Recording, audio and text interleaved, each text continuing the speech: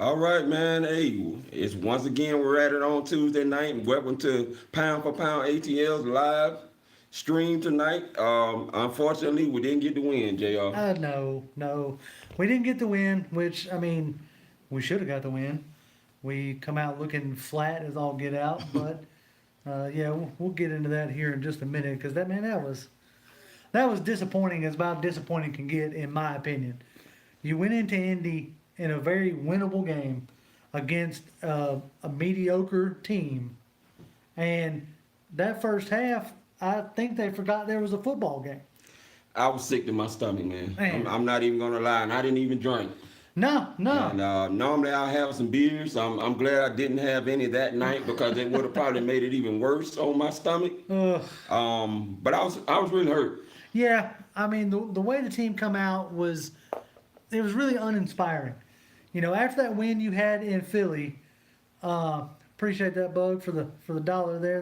That's nice of you. Oh man, that was wonderful. Thank you. But after that win in Philly, you feel like that may have been a turning point for the season. You saw them, dancing and having a good time and celebrating in the locker room, and you thought maybe that mojo from the, would carry over. And buddy, it didn't. It didn't carry over at all. It did not.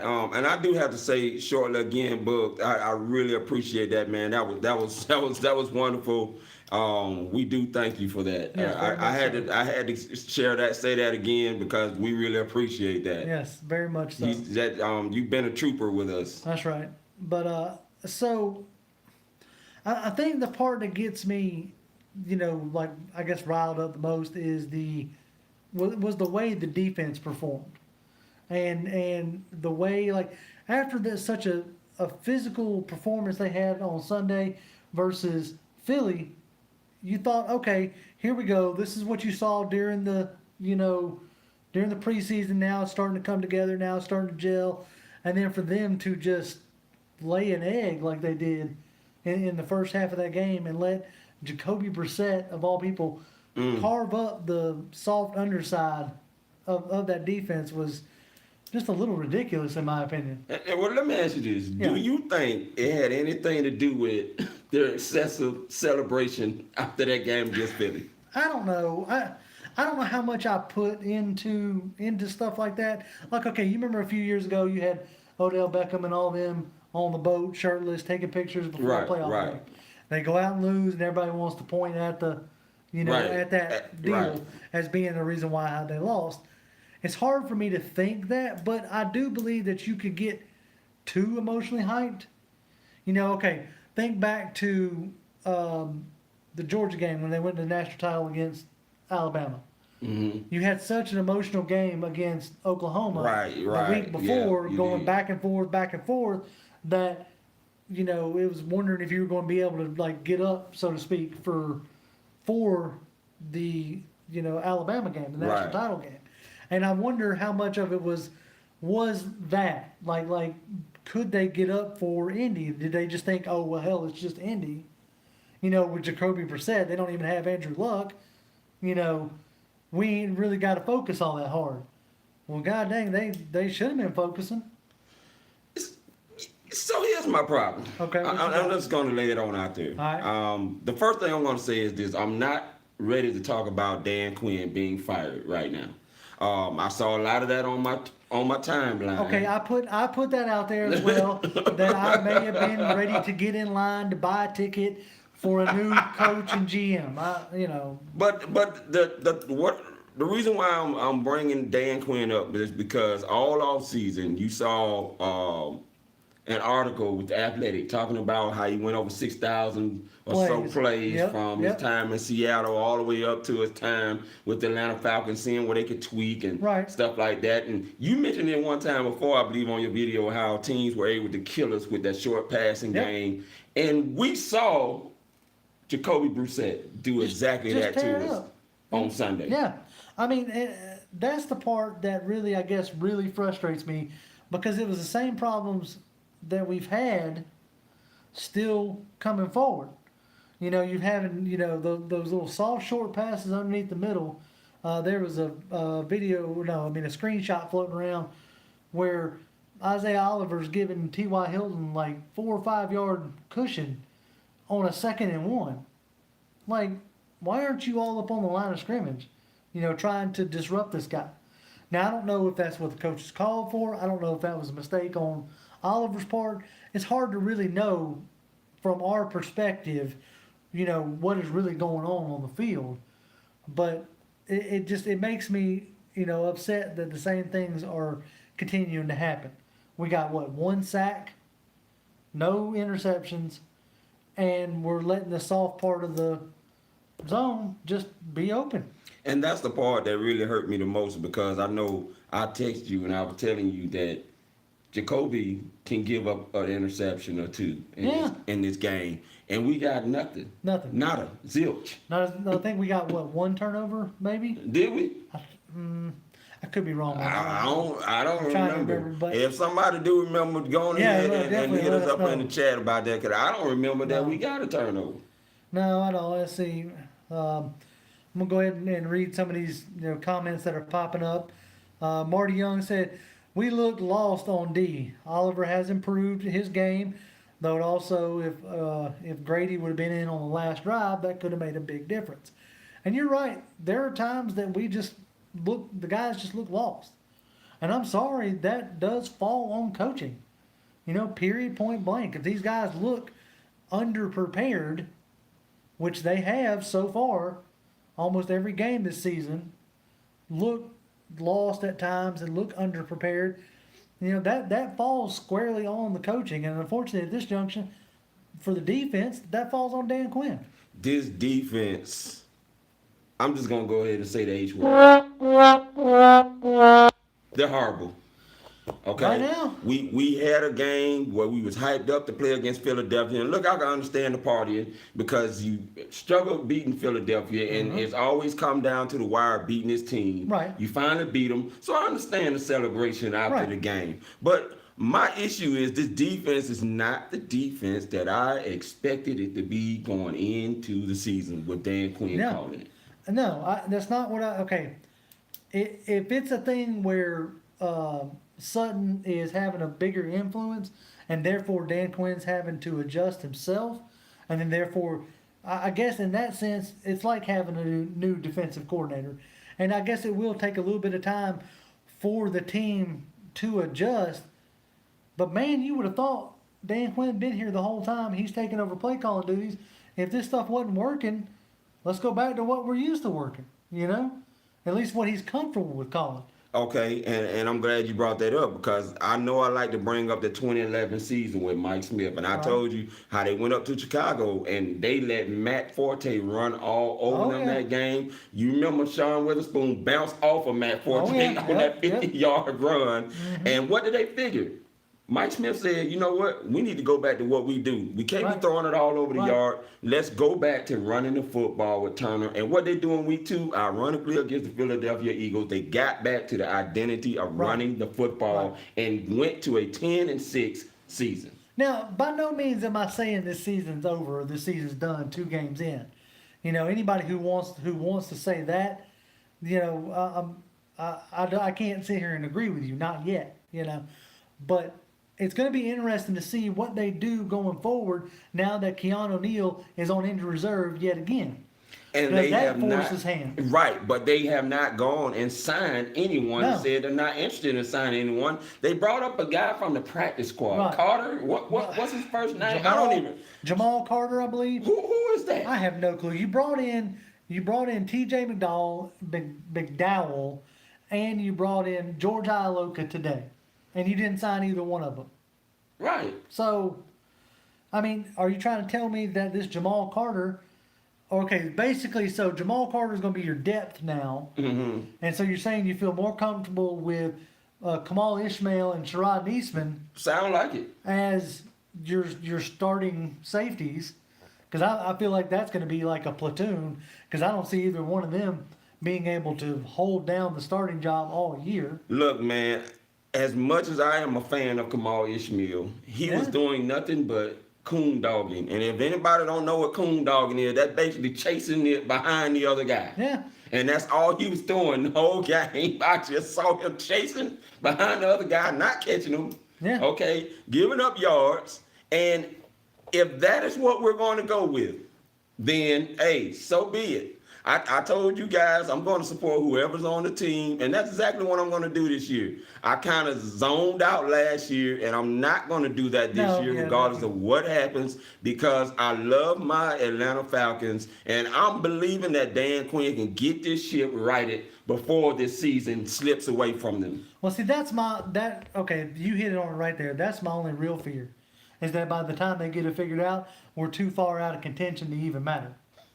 That's my problem. And talking about, people want to talk about who made the comment here. Okay, it was Falcon Nations said people should talk about Dirk, and I agree.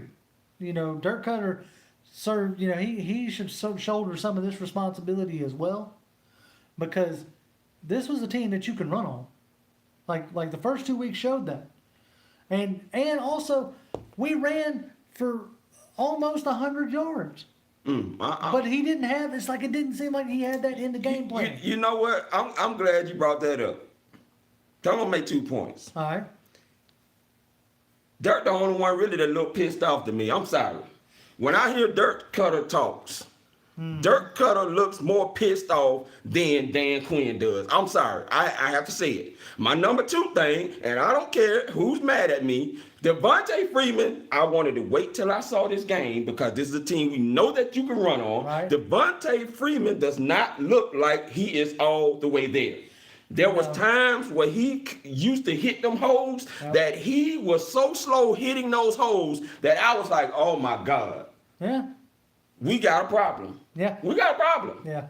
88 yards in this game when he's usually back in his younger days where he's fresher and healthier. Right. He would have gotten those 100 yards against a team like this. Oh, yeah. You would have fed him.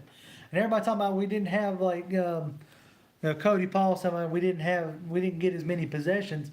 No, the possessions were pretty even or pretty close as far as how much we had versus they had. They had more possession. That's only because our defense kept giving up penalties, letting them get first downs, extending their drives. But needless to say, that should have been your game plan going forward. Like going into this game, out the gate, it should have been trying to run the ball, trying to establish the run. We said it last week. This was a game that you should have been able to establish the run. Now, Smith went out, but this also brings up another point. Why in God's name have we been carrying all these running backs if we're going to have all of them inactive? Because you got Keith Smith and you got Kenyon Bonner on there, and so therefore you can't carry Quadre Olison and Brian Hill on the roster, 46-man active man roster at the same time you got those guys. But now you don't know if you're going to have Kenyon Bonner. I don't hear the latest report. He's in concussion protocol with Edo Smith. Right. As far as I know, he's still in concussion protocol with Edo Smith. And yes, I completely agree, Marty. Luke Stoker is a daggum liability. If I don't see him back on the football field with Atlanta Falcons jersey, you won't get no gripe out of me. And I tweeted this. Three of Matt Ryan's interceptions out of the 6 have been attempting to hit Luke Stoker. That experiment is dead, gone. Get rid of it. Done. I'm done with it. That much is for sure. I don't understand. I'm not sure I understand what Luke Stoker's, Dirk Cutter's fascination with Luke Stoker is, but I've seen enough of it. I don't see enough. And I told you I was going to wait to 4 or 5 to say something, but that after week 3, I can't hold it anymore. I got to let it go. I'm done on that. I'm definitely done on that aspect. But so I alluded to it a second ago, but I'm going to bring it up a little bit. What is up with these penalties, dude? You know what? That's undisciplined football. Big time. And the question I got for you is, did Ricardo Allen take himself out of the game after the hit on T.Y. Hilton? I don't know, dude. Or did Dan Quinn pull him? Because if he took himself out of the game thinking he may get ejected, that's another sign of undisciplined football to me. Yeah. Because no guy should be coming off that field unless me, the coach, telling him he can do it. Right. Yeah, I was extremely frustrated at that point, so I didn't even see if somebody took him off or he took himself. He ended up getting back on, coming back out there. Yeah. So I don't know. It just that Indy game felt real weird all the way around. And for us to come out in the second half and light it up like we did and score, what, 3 touchdowns in the second half? Julio Jones, for all you people who are worried about Julio Jones and his ability to catch touchdowns and get yards, y'all should silence that stuff because he's now, what, 7 games in a row going back to last season? Yeah, with right, touchdown? and has 4 already in the first 3 games. So, yeah, I hope that mess is done, you know, as far as people saying that, because, heck, he had, what, 168 yards this game alone? I mean, on calling this game, the most questionable part, in my opinion, was, like, why Calvin Ridley only have 1 target for 6 yards? And see, that's what Dirk Cutter talking about. He has to make sure that he gets Calvin Ridley involved from here on out, and that they were playing cover 2 defense, trying to take away both Julio Jones and Calvin Ridley, which is why you saw the emergence of Austin Hooper and Mohamed Sanu. Yeah, I was actually wondering if Dirk Cutter forgot about Mohamed Sanu coming into this game. I was getting nervous about that too. And so it was good to see that he remembered that Mohamed Sanu was on this team. Right. And so that was good to see. Now somebody mentioned talking about Matt Ryan's interception in the red zone. Dude, that's gonna happen with Dirk Cutter calling the plays. You know, I hate to say it like that, but Dirk Cutter is, I mean, he's aggressive in a different aspect, but a lot of the same ways as Shanahan was aggressive. At times, you know, Shanahan started throwing the ball all over the yard and forgot about the run game and forgot about that balance that happened in the Super Bowl. And, you know, Dirk Cutter, in a sense, is the same way. You know, he wants to throw the ball, period, point blank. That's what he wants We're to do. averaging 41 attempts per game so far. Yeah. So, yeah, Matt Ryan's interceptions are going to be up this year. They're going to go up, and that's what I told y'all before. Yeah. Don't expect a 7-interception season because he's already 1 away from hitting that. And we're 3 Hopefully, games in. he can skip at least this game against the Titans. Yeah, no doubt. So he doesn't hit it. Already. But no, I mean, yeah, it was a bad throw. Like period. You know, trying to think he was trying to hit Luke Stoker for whatever freaking reason. So, yeah, you hope that here in a few more games, you would think that they're going to start to get, you know, a little bit more in rhythm. You know, you started to see it. You saw it in the second half of the Philly game. You saw it in the second half definitely in the second half of the Indy game. Right. So now let's see if we can start the daggone faster. You know, start the game like this, because somebody tweeted out, I think it may have been Aaron Freeman, when we scored at least 6 points in the first half, like our record far outweighs, you know, like wins to losses. I would pull that tweet up, but that would take too long. But I mean, it makes sense, because if you don't, you know, then you're playing from behind. Right. But yeah, it's just it was all around, you know, disappointing showing, in my opinion, after coming off of what I felt like was a good, you know, gritty performance, you know, against Philly. So now we're going to see, which team shows up against Tennessee. Well, I'll tell you the team that I'm getting tired of seeing show up on defense. The defense that keeps giving up drives with the offense on their own 8-yard line, which they did in the Minnesota game. Yeah. They came back in the Philly game and gave up a long drive to that offense, and then they come back in this Indy game and gave up about 2 drives. 90-plus yard drives. What? This is usually a defense's dream to have the offense pinned that far into their own side of the field. Because the more times you can make the offense touch the ball, the more opportunities you're going to have for them to mess it up and them to make a mistake. So you want a long field. You want to have them have to drive. So what happened to the mistakes? They didn't have them. I mean, don't get me wrong. I'm over here acting like Indy ain't no good team. They got a good head coach in Frank Reich. I like Frank Reich. I mean, they were a good team last year with Andrew Luck at the helm. And Jacoby Brissett isn't great, but he isn't a slouch. Does that make sense? You know? But man, come on. Couldn't we like do some stunts, some twists, something to try to confuse them? I mean, Tony Dungy called it. this scheme on both sides of the ball right now is too vanilla.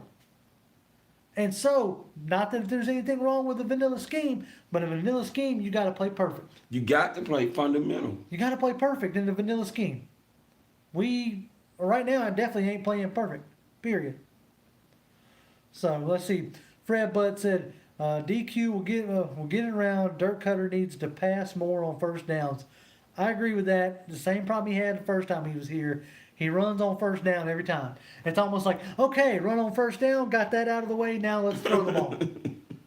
That's what it seems like. And everybody, look, if I could sit at my house and go running on first down, do you not think that these high-paid NFL coaches and analysts and all this other stuff can see the same thing? Oh, of course.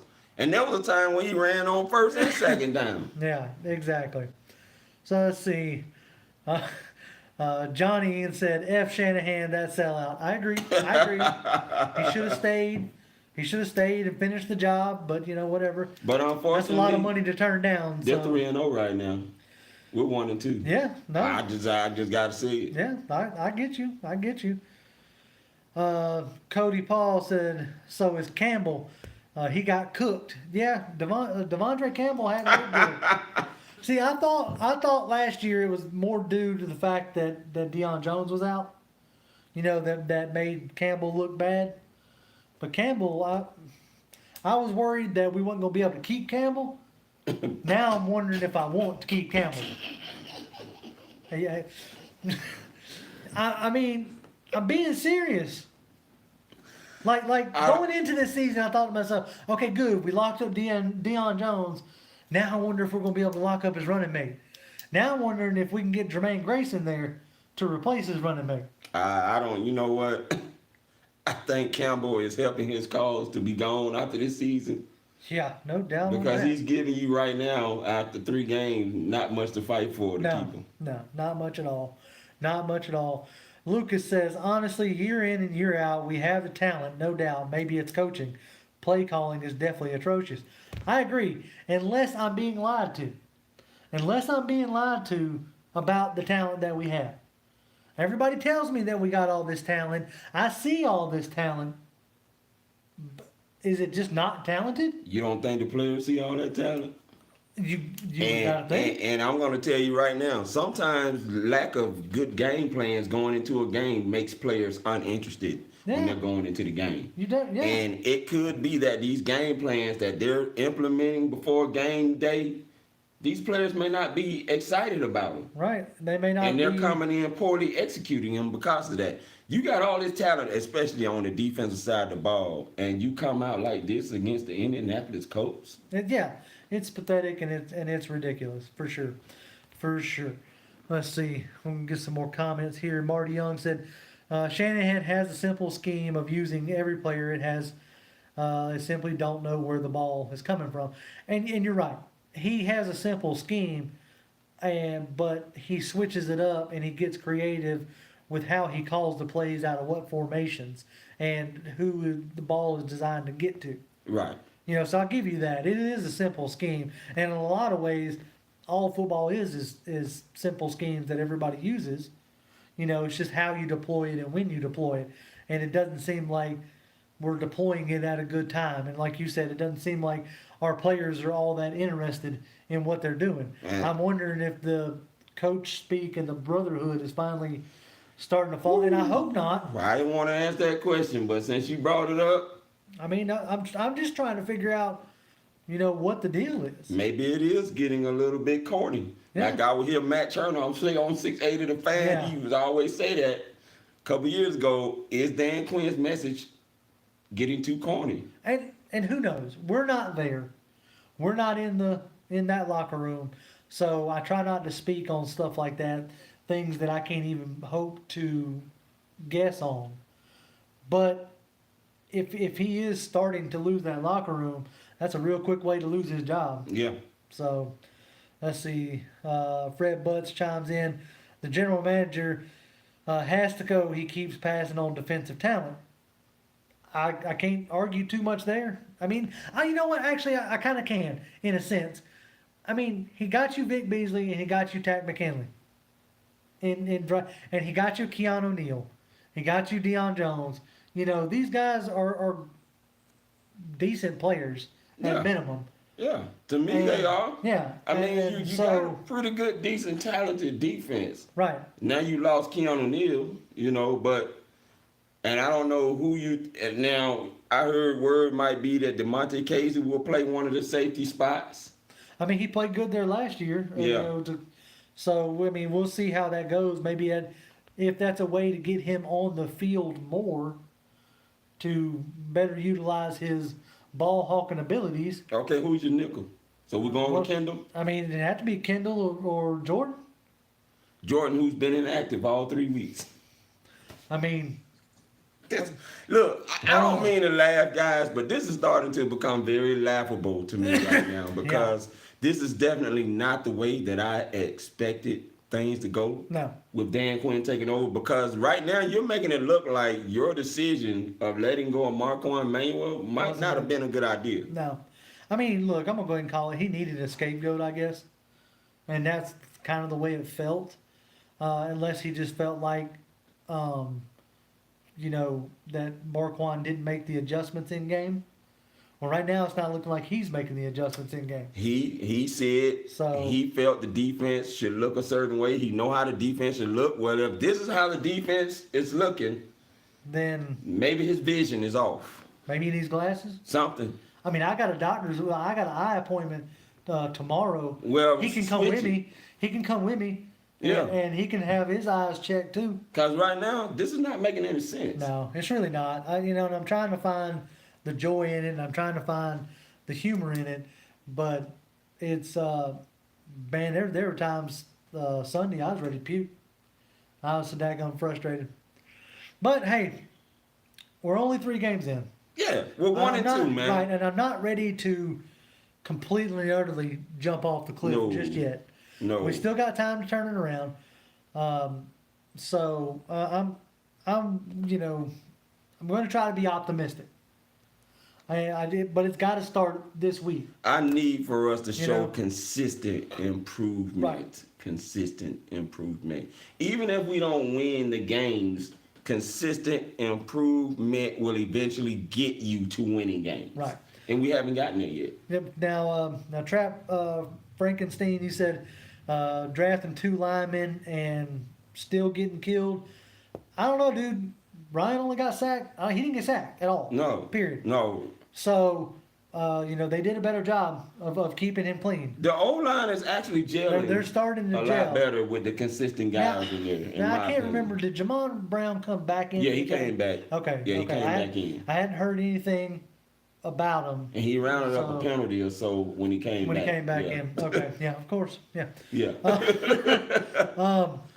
So yeah, like I said, it's not the end of the world. I think the O line is doing good. The fact that Caleb McGarry was able to play the entire game, I think Indy was the first game that he played all the way Yeah. through, And he looked still good. impressing me. Right, he looked good. So I think the more he gets it underneath him, you know, you may start paying dividends in the run game if they decide to run it.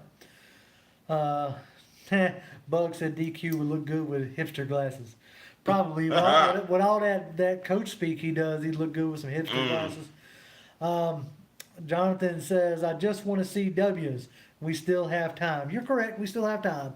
We ain't played no divisional game yet, but it didn't help that the Saints and Carolina decided to get a win. Well, it seems like Sean Payton can Come just on. plug somebody in and they can win. That's what I'm talking about when I say coaching. That's just crazy. As much as I hate to say it, it despises me to say it. That's I what I'm talking have about when I say nothing but coaching. respect for him. Yeah. I mean, I understand he wants to throw out Oh, the He's a choke, jerk. choke Hold on. sign and all that kind of stuff. But guys, the man can coach. Yeah, I mean that's The coaching. man can coach. That's And, you coaching. know, listen, man, you got 3 former head coaches on this team and 1 current one, and you still can't manage to figure out how to win some games. Man, come on. That don't even make sense. Well, if y'all want to continue this conversation with us, we're going to shut it down here, but we're going to record our podcast, which will be up tomorrow evening. You can download it on Stitcher. You can download it on Spotify. You can download it on Google Podcast. If you have a Google Home, you can just tell it to play the Pound for Pound podcast, and it will. So, you know, please download that podcast and join us there. We're going to continue to do this, you know, every Tuesday, do this live stream, and then Fridays after the Thursday game, we're going to do the live stream. We're going to also, you know, keep your eye on the channel because we're going to put up videos from time to time. I put up a video about the NFC South being open. Obviously, we locked the door this week. Yeah. We didn't do nothing, but anyway. But yeah, so, you know, catch us there, and as always, Falcons fans, rise up.